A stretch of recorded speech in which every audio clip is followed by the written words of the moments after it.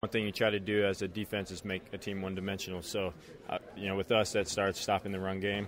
Once you stop the run, you get a lead. You only have one key. You have pass keys. And then, the guys up front can really pin their ears back, get after the quarterback.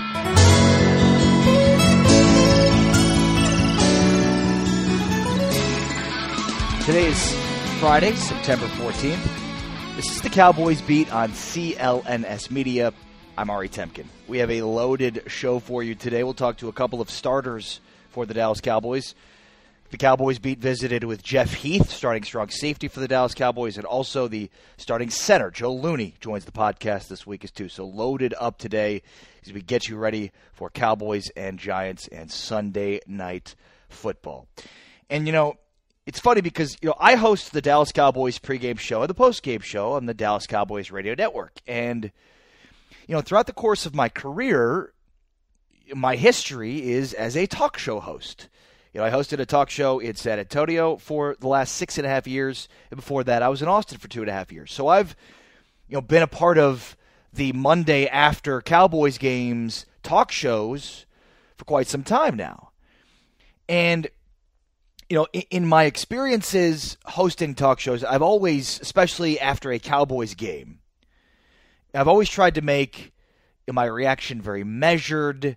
I've always wanted to make sure that I don't overreact to any one game. I've often always said when you gauge and judge the NFL and what happens in an NFL game or an NFL season, you should judge based upon quarters. So if it happens in one game, it could just be an anomaly. It could just be a blip. But if it happens over the course of a month, 4 weeks, quarter of the season, that's statistically significant. That's significant, it's relevant, and it's probably a pattern.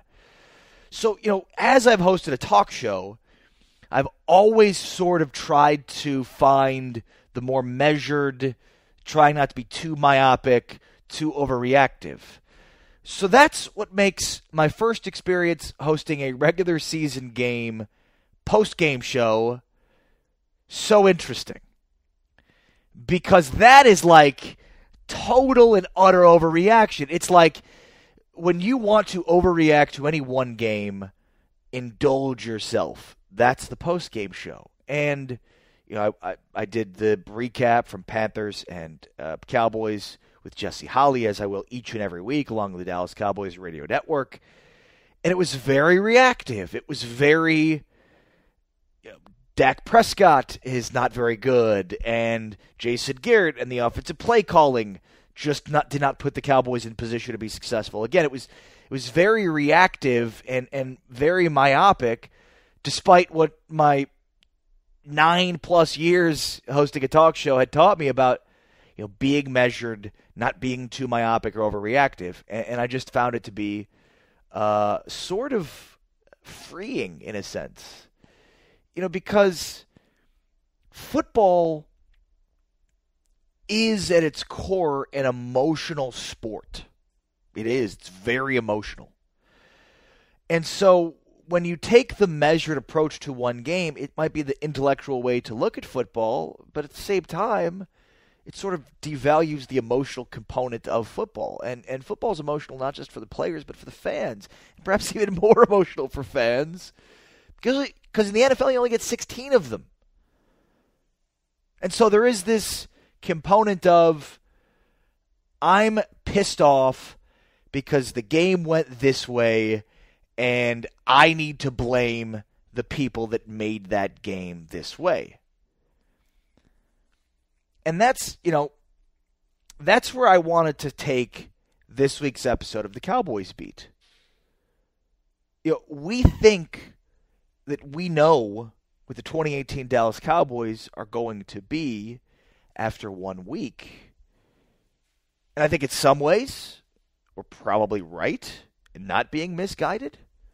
And perhaps in other ways, I think we're not right and being too myopic and too overreactive and not thinking big picture or long term and not at least, entertaining the notion of some of the successes that Jason Garrett and the Cowboys offense have had throughout the course of the time that Jason Garrett's been with the Dallas Cowboys.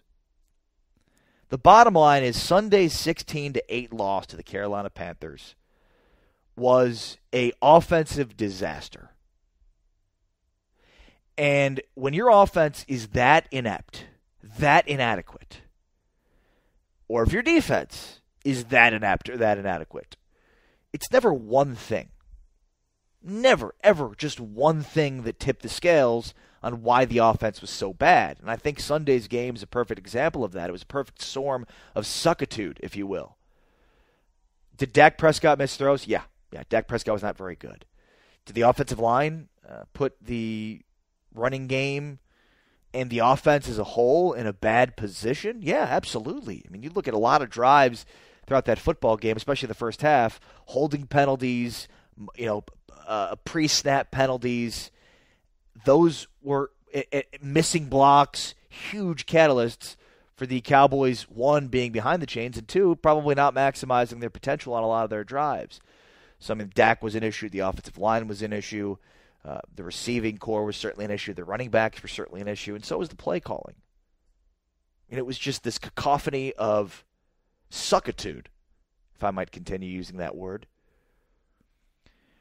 And everybody has the share of blame. Now, the largest, perhaps the most guilty party of that blame would be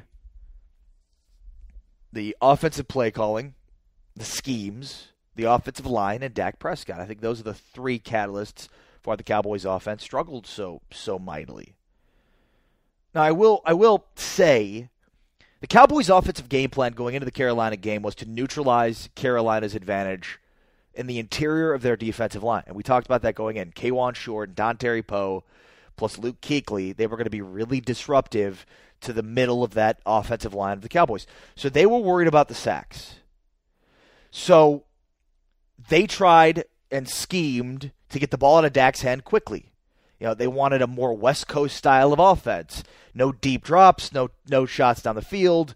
Nothing that put their quarterback in position to take sacks. They wanted to get the ball out of his hand quickly. And that's what they did. And the reason it didn't work is because the times they did get the ball out quickly and they made a play upfield, they were being called for holding or blocking the back and resetting. So we know that Jason Garrett's not the greatest at evolving within a game. And once their game plan is kind of snuffed out, they aren't really able to overcome that. And that's, to me, the tale of the tape on Sunday.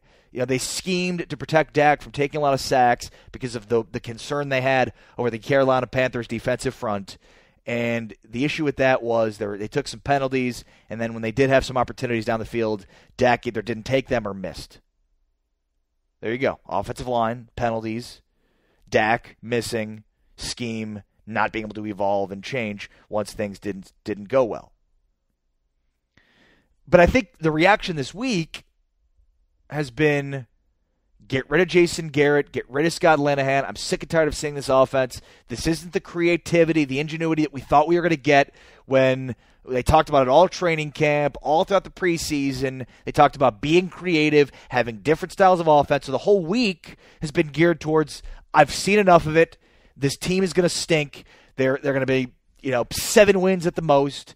And then everything that we talked about the positives prior to this season kind of go out the window. And I think there's some legitimacy to that. Don't get me wrong. I certainly see the legitimacy behind that. And though I predicted the Cowboys to go 10-6 this year, you better believe I'm watching the game against Carolina thinking, oh, God, I've made a horrible mistake.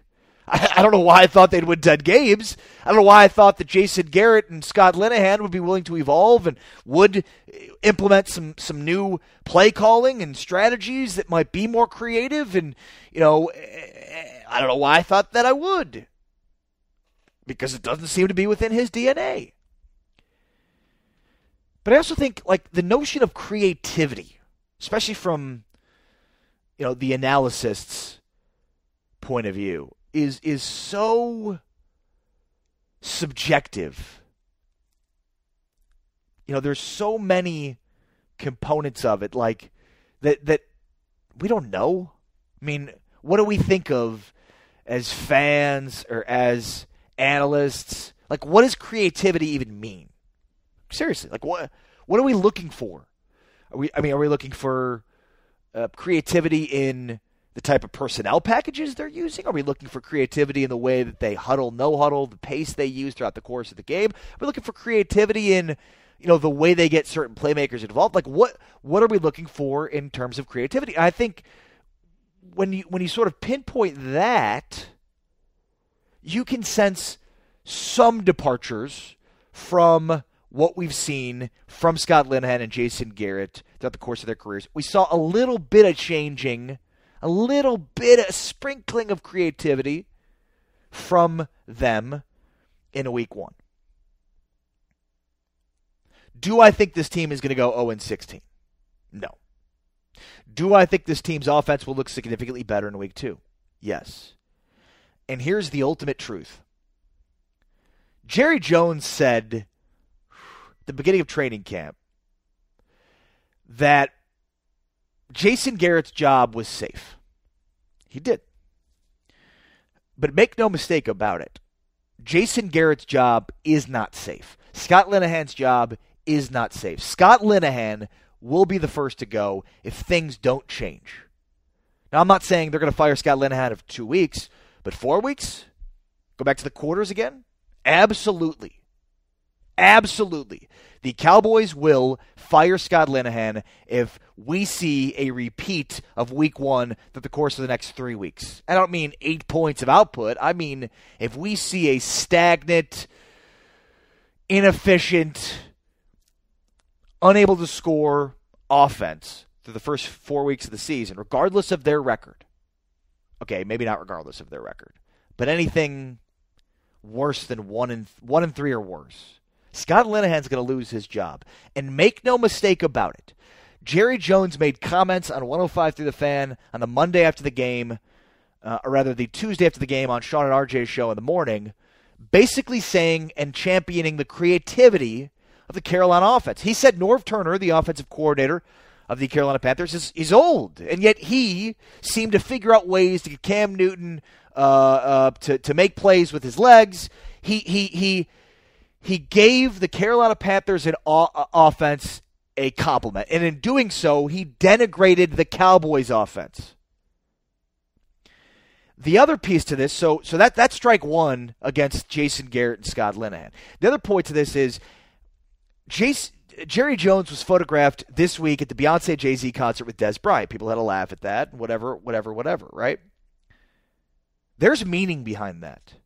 Jerry Jones knows when he's photographed, and that's made public for the most part. I know there's some photographs that may have fell through the cracks that he didn't know would make it out there, but for the most part, if Jerry Jones is in public being photographed with a guy like Des Bryant, it's not just innocuous. It's not just happenstance. There's a reason for that. Des Bryant has been a hugely vocal critic of Jason Garrett as soon as he was let go. He talked about Garrett guys. He's taken to Twitter to talk about a lack of creativity. He has ripped Jason Garrett.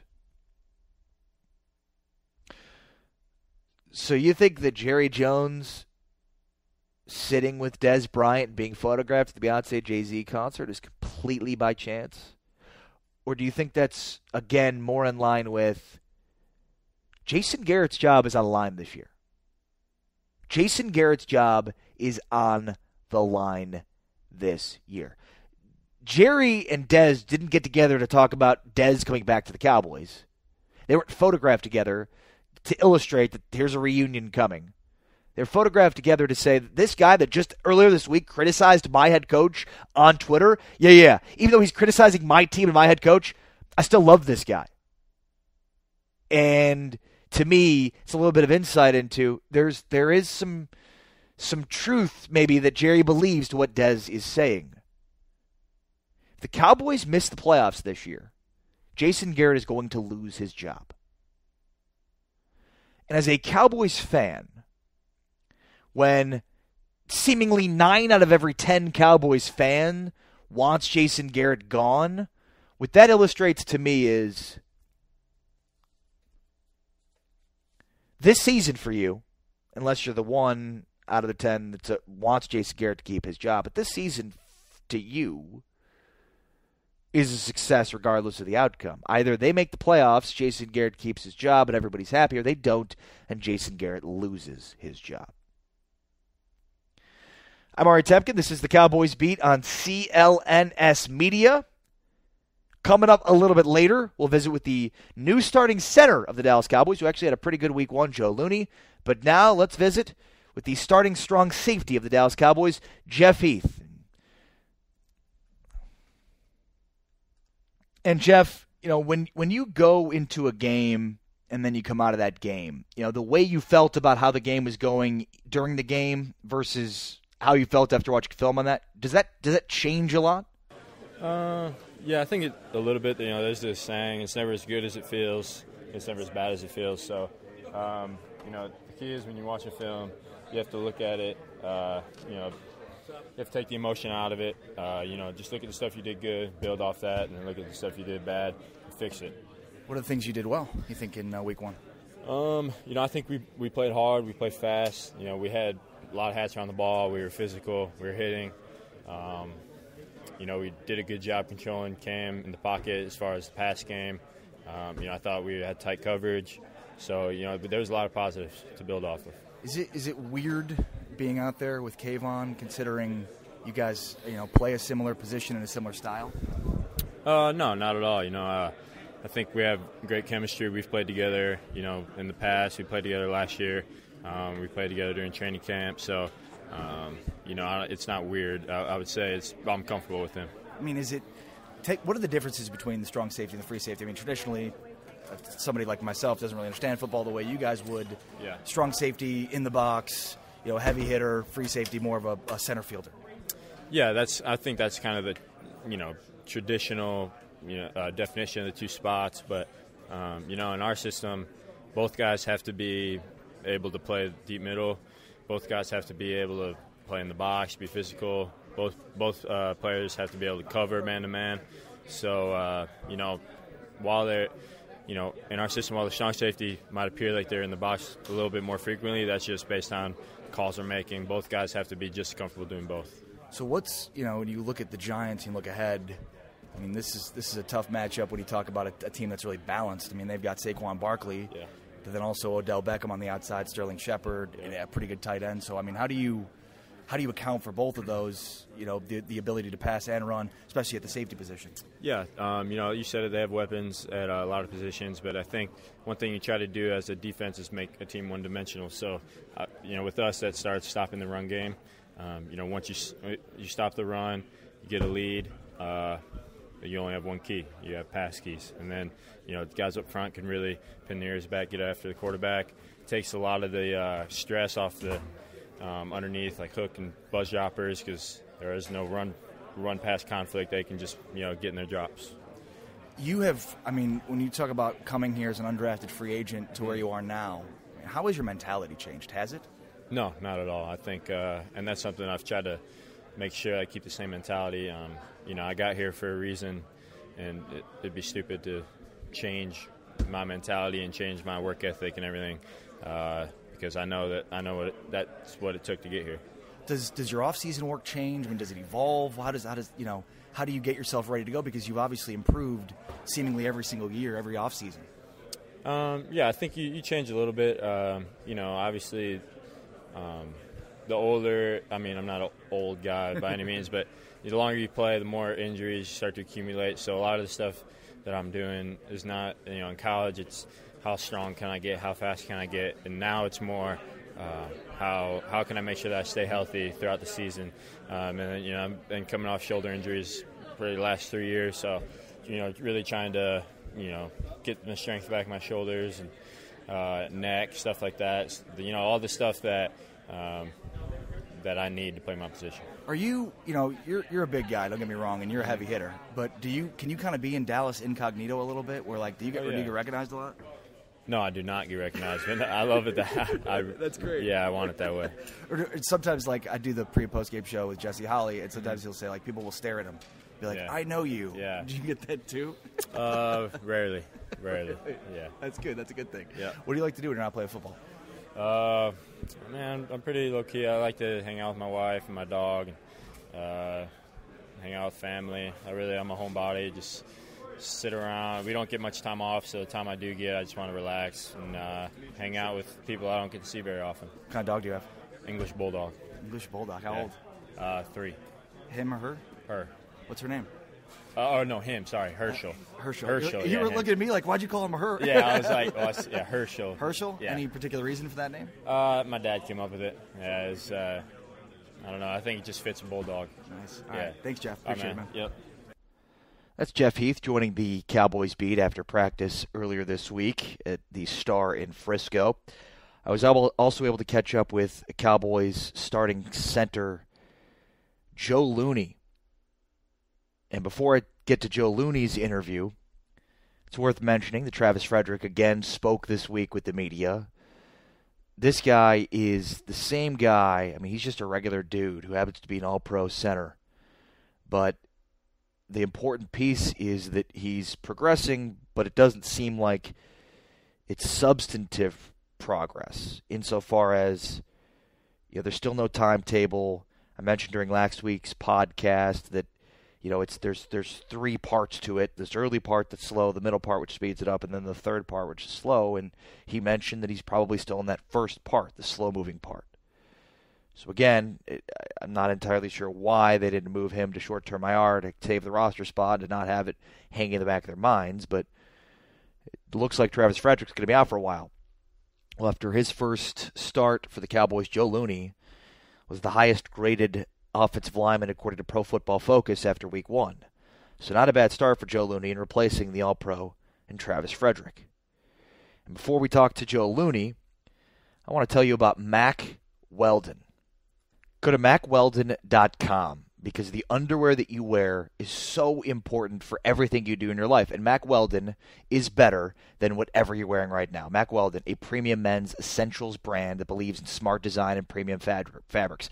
Look, go to MackWeldon.com. It's easy to navigate the webpage. It's easy to find the perfect size for you, the right colors, the right patterns, and get those unbelievably comfortable fabrics. Mack Weldon believes in smart design, premium fabrics, and simple shopping. Mack Weldon will be the most comfortable underwear, socks, shirts, undershirts, hoodies, sweatpants, and more that you will ever wear. Take it from me, the most comfortable underwear I've ever worn, and it's so important to be wearing comfortable underwear. They have a line of silver underwear and shirts that are naturally antimicrobial, which means that they eliminate odor. Perfect. Plus the comfort's there as well. Mack Weldon wants you to be comfortable. So if you don't like your first pair, you can keep it and they'll still refund you.